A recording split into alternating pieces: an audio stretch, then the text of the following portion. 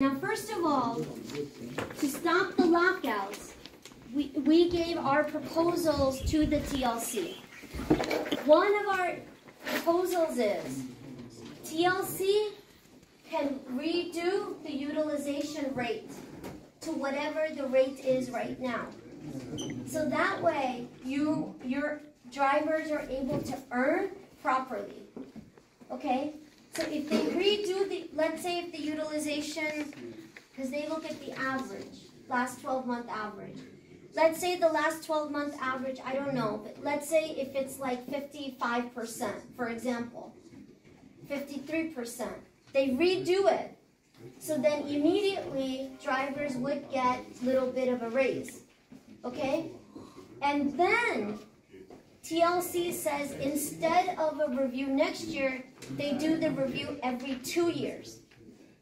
The reason being, the reality is right now, there's too many cars. Uber mismanaged. Uber also knew what the rule was. TLC knew what the rule was. Uber said it could meet the 53% bottom. And Uber could have managed that. They did the wait list and everything.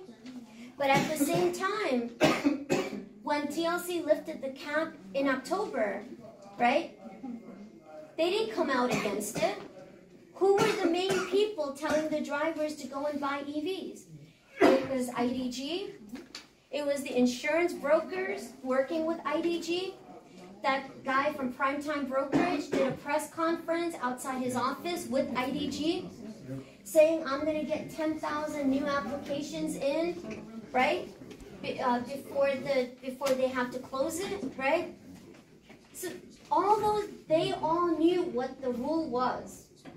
But let me finish. But as you can see, the company, it is also in the interest of the companies to keep adding cars. It hurts each individual driver because each driver has less fares, but the company in total has more trips, right? So they played that game.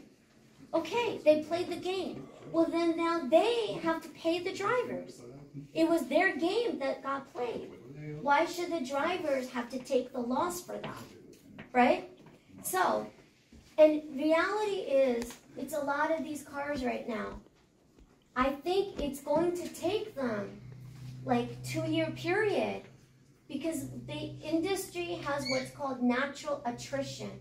Attrition is when people leave the industry, right? People drop out.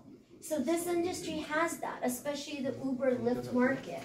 At one point, it was like 25% of the drivers naturally leave on their own. So if in 2-year period, with the natural attrition, if there's a natural drop-off, so drivers on their own choose to drop out, then the actual utilization in 2 years when they review it, they can meet the number that it is, that the new number that it becomes right now. Do you see what I'm saying? So you give them more time, the companies more time to adjust, and you give the drivers an immediate raise, and through this way you stop the lockouts. That's our proposal that we gave to the TLC.